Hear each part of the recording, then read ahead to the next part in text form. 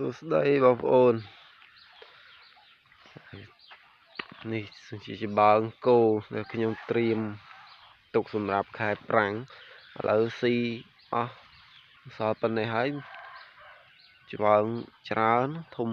ឡងកពុះណាស់ណៃប៉ុន្តែស៊ីដើមមកអត់បានរួចដល់ខែភាសាទេបងប្អូនច្បាងប៉ុណ្ណេះស៊ីហើយយប់ថ្ងៃក៏បានច្បាងនឹងដែរ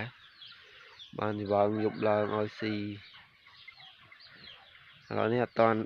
គង់រៀបចំដឹកចេញទៅចងនៅខាងក្រៅហើយអត់តាន់បានកាប់អាចកាប់អីទេដោយសាររវល់ពេកជាចូលខែភាសាមកដល់ទៀតលើហើយដល់តាចូលខែ5អីបានកើបហើយយើងអត់បានកើបខែ6ខែ7ភ្លៀងជ្រុំអីវល់អស់ឥឡូវនេះគង់ថាដឹកចេញទៅឥឡូវហើយពេលថ្មនេះពេលព្រឹក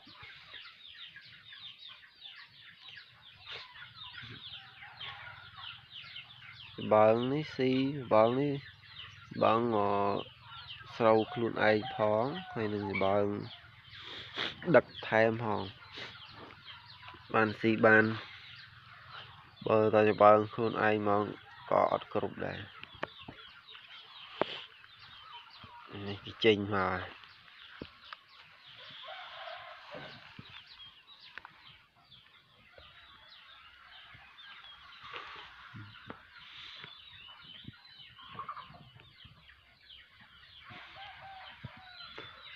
ហើយបងប្អូនកុំភ្លេចចុច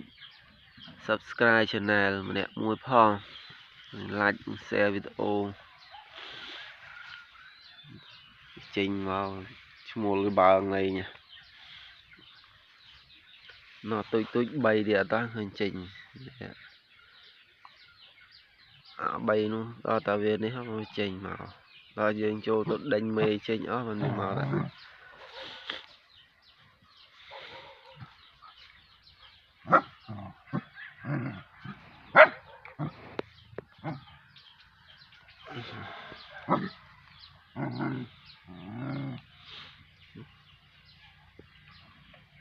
ចូលវិញអើឆ្កែផងខ្លាចឆ្កែ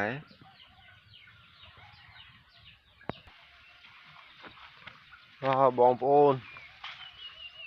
នេះសំណក់ពុះក្នុងក្រោយផ្ទះខ្ញុំបងប្អូនធំបើមនេះសំណក់ពុះហ៎បងប្អូននឹងពុះអីគេបងប្អូនអើយផ្លូវដេញគោហងៃឲ្យធំដល់ហើយផ្លូវនេះជាការខ្ញុំនេះនៅជាការក្រូចនេះឯងហើយដីវាលអត់មាននេះទេវាលការក្រូចខ្ញុំហើយនឹងដីខ្ញុំចងគោហងៃហើយមកធំមកបងប្អូនធំមកប៉ុនខ្លួនដៃហើយអានឹងសំណក់ហ្នឹងណាបងប្អូននេះឡើយដេញទៅវាលហើយបងប្អូនហើយទៅស៊ីនៅក្រៅហើយមិនមកឃើញចន្ទីមករកទៅហើចន្ទីស៊ីទេ